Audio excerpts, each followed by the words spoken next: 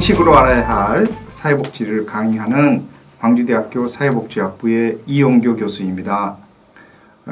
저는 오늘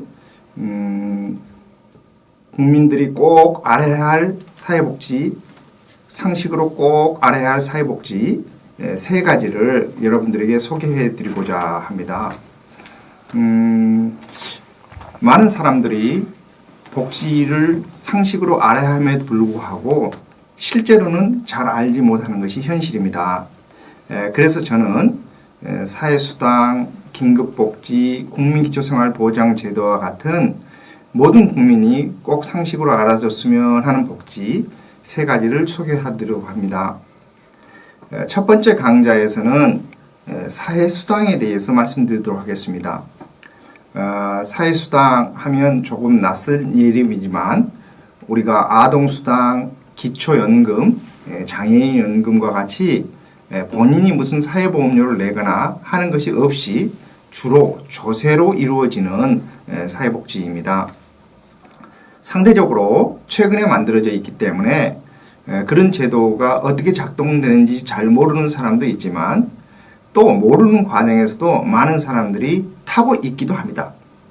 특히 아동수당의 경우에는 처음에 도입될 때에는 6세 미만의 모든 아동에게 아동수당을 주겠다. 월 10만 원씩 이렇게 이제 대통령 선거 공약으로 제시됐습니다만 야당들은 50%만 주자, 80%까지 주자라는 주장을 했기 때문에 결국 입법 과정에서 하위 90%에게만 주자라고 결정이 되었는데 10%를 골라내는 비용이 적지 않기 때문에 결국은 다 주는 쪽으로 개정이 됐습니다. 또한 지급 연령도 상향되어서 지금은 7세 미만의 모든 아동에게 10만 원씩 지급하고 있습니다.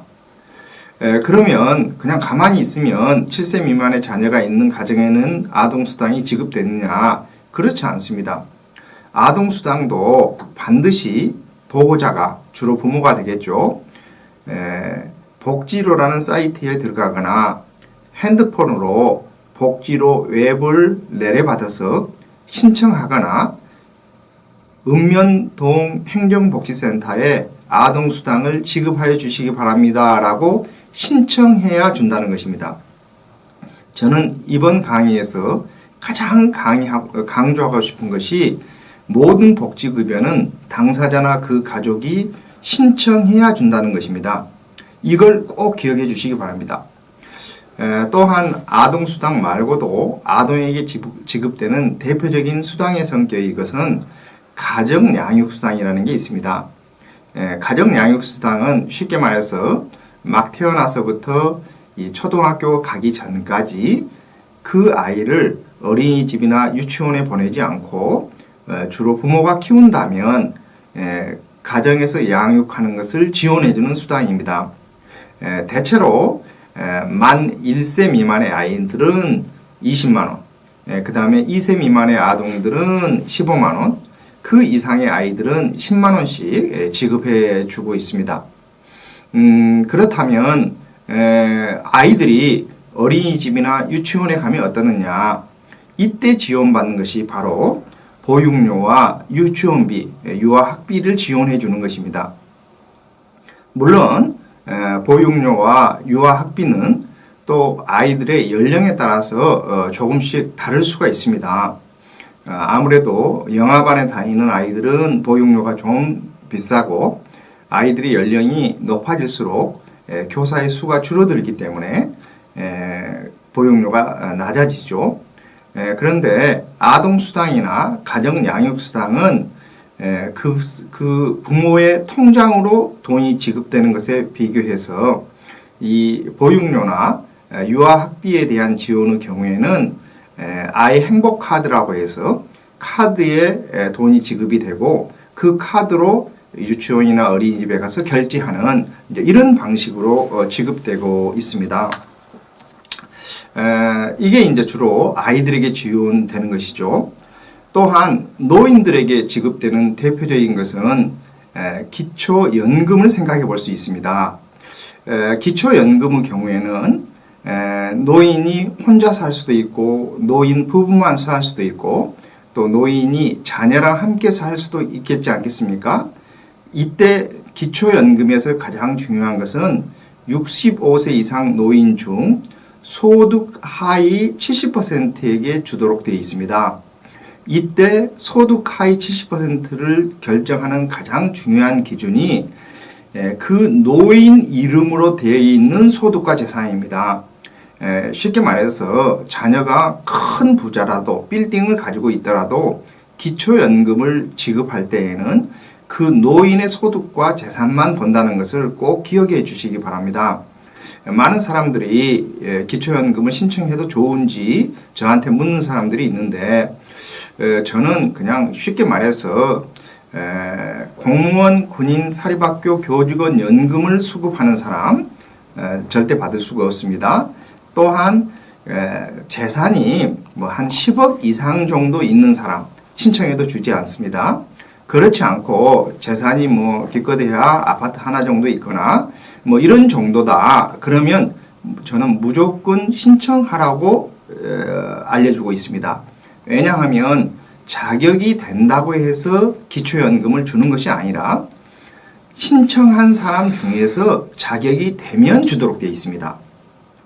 그러면 얼마를 주느냐? 기초생활수급자나 또 하위 소득이 낮은 사람들은 30만 원까지 주도록 되어 있고 부부 경우에는 두 사람 합계액의 80%를 주도록 되어 있습니다. 그러니까 60만 원에 80%면 68, 48, 48만 원이겠죠. 그 다음에 이제 이것은 소득 하위 40%에게 그렇게 하고 40%가 넘고 70% 이하인 사람의 경우에는 25만 원까지 주도록 되어 있고 소득이 좀 많고 재산이 많다 그러면 조금씩 이렇게 차감하도록 되어 있지만 어쨌든 2만 원까지는 주도록 되어 있습니다. 그래서 결국은 기초연금은 그냥 신청하면 받을 수 있는 것이다. 그러면 신청해도 못 받으면 어떻게 하느냐? 5년 동안 기록을 보존 유지하면서 나중에라도 지원해달라고 요청하는 것이 중요하다는 것입니다. 지금 당장은 주지 않지만 내년이나 후내년에 기준이 점점점 상향되기 때문에 그때는 받을 수도 있습니다. 흔히 2020년 기준으로 노인 혼자면 148만 원, 부부면 236만 8천 원 이하의 소득 인정액을 가진 사람이 받는다라고 얘기를 하면 혼자 사는 노인이 뭐 근로소득이 한 200만 원쯤 있다 그러면 신청하지 않을 수도 있습니다. 그런데 이 소득 인정액은 엄격히 말해서 소득과 별개의 개념입니다. 근로소득의 경우에는 일단 매월 96만 원을 공제하고 나머지 소득도 70%만 소득 인정액으로 계산하기 때문에 결국 큰 재산이 없다면 뭐 한 300만 원 가량 정도의 매월 근로소득이 있는 사람도 신청하면 준다는 것입니다. 바로 이제 신청하면 준다라는 것을 여러분들이 꼭 기억해 주시기 바랍니다. 또한 노인들의 경우에는 기초연금 말고도 지하철은 무료로 탈 수 있고 또 KTX나 새마을호는 30% 감면을 받고 또 선박이나 비행기도 감면 제도가 있습니다. 또한 텔레비전 수신료라든지 통신요금이라든지 각종 감면 제도가 있어요. 그런데 이런 감면 제도는 이것도 신청한 사람만 주도록 되어 있습니다. 어쩐다고요? 신청한 사람만 주도록 되어 있습니다. 그런데 이제 과거에는 예를 들면 통신요금은 통신회사에, 가스요금은 가스회사에, 수도요금은 수도회사에 등등 이렇게 일일이 신고하도록 되어 있는데 요즘은 복지로 사이트에서 통합해서 감면 신청을 하거나 읍면동에 가서 통합해서 감면해달라고 요청하면 웬만한 것은 이렇게 지원을 받을 수 있도록 되어 있습니다. 끝으로 장애인들이 받을 수 있는 각종 급여에 대해서 소개해드리고 싶습니다. 장애인이 받을 수 있는 급여의 경우에 대표적인 것이 장애인 연금, 장애수당, 장애 아동 수당 등이 있습니다. 장애인 연금의 경우에는 우선 중증 장애인이어야 됩니다. 중증 장애인은 요즘은 장애인 등급제가 폐지가 됐다 이렇게 해서 1급, 2급, 3급 이런 용어를 쓰지 않지만 쉽게 말해서 과거에 1급, 2급, 3급이면서 중복 장애를 가진 사람, 즉 이 4급이 2개여 가지고 3급이 된 사람 말고 3급이면서 중복 장애가 있는 사람까지를 중증 장애인이라고 합니다. 이런 사람들 중에 소득이 좀 낮은 사람들을 골라서 장애인 연금이라는 것을 주도록 되어 있습니다. 그런데 이제 그러면 중증 장애인이긴 하지만 이런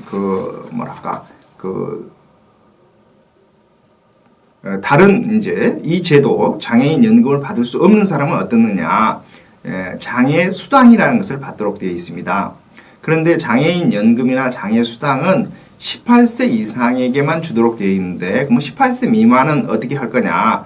장애 아동 수당이라는 것을 주도록 되어 있습니다. 그런데 장애인 수당이나 장애 수당은 그 장애인이나 그 장애인 부부의 소득과 재산을 보도록 되어 있고 장애 아동 수당은 부모의 소득과 재산을 보도록 되어 있습니다.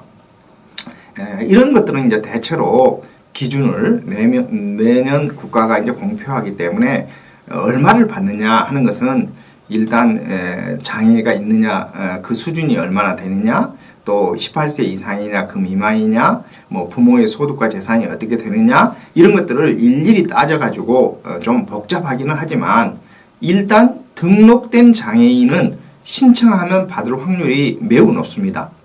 그래서 등록하는 것이 중요합니다. 많은 장애인들이 당연히 등록하지 않겠느냐 이렇게 생각하기가 쉬운데 그렇지 않습니다. 어렸을 때부터 장애가 있거나 교통사고 등으로 중도에라도 장애가 크게 생기면 많은 사람들이 등록을 하고 있습니다. 그렇지만 예를 들어서 노인이 되어 가지고 눈이 잘 안 보인다. 그러면 법적으로는 시각장애이지 않습니까? 귀가 잘 안 들린다. 법적으로 청각장애인입니다. 만약에 허리 수술을 해가지고 거동이 좀 불편하다. 그러면 지체장애인이에요. 그런데 많은 경우에 이런 장애인들이 등록을 하지 않습니다. 그러면 장애인이기 때문에 주는 것이 아니라 등록 장애인이기 때문에 준다는 것을 꼭 기억해 주시기 바랍니다. 그래서 등록 장애인이 되는 것이 중요합니다. 그러면 등록 장애인이 되는 것은 어떠느냐? 간단합니다. 본인이 봐서 이 정도면 장애가 있겠다라고 싶으면 읍면동 행정복지센터에 가서 장애인 등록을 하고 싶습니다 라고 하면 대체로 지체장애인 같은 경우는 엑스레이 같은 것이 필요하고 또 흔히 내부 장애인이라고 하죠. 신체의 내부에 즉 심장이나 신장이나 이런 신체 내부에 장애가 있거나 이런 경우에는 전문의의 그 어떤 치료나 소견 같은 것들을 다 봐서 진단서에 근거해서 장애를 주도록 되어 있습니다. 그러니까 일단 신청하는 게 중요합니다. 또한 이제 장애의 경우에는 장애인 연금, 장애 수당, 장애 아동 수당 이런 것들이 있을 뿐만 아니라 또 장애인에게도 각종 감면 제도가 있는데 노인에 대한 감면 제도보다 장애인에 대한 감면 제도가 훨씬 종류도 많고 그 다음에 감면의 액수도 많습니다. 그렇기 때문에 감면하는 어떤 비율이라고 할 수 있겠죠. 그래서 만약에 비행기를 탄다. 그러면 노인의 경우에는 10% 감면을 해준다. 그러면 장애인은 50%를 감면해 줍니다. 뿐만 아니라 장애인의 경우에는 동반자가 있을 수 있지 않습니까? 그러면 동반자의 그 요금도 50%를 감면해 줘요. 그러면 어떻게 보면 한 사람 비행기 값으로 두 사람이 비행기를 탈 수도 있는 겁니다. 그런데 이 경우에도 등록 장애인이어야 됩니다. 그래서 이제 결국은 이런 다양한 제도가 있다는 것을 알고 또 다양한 제도를 이용하려면은 당신이 장애인입니까? 아니면 노인입니까? 이걸 또 증빙을 해야 되기 때문에 평소에 이런 장애인이라는 카드를 증빙하는 이런 것들이 굉장히 중요하다. 그래서 다시 제가 제일 강조하고 싶은 것은 신청해야 준다. 신청해야 준다는 것을 꼭 기억해 주시기 바랍니다.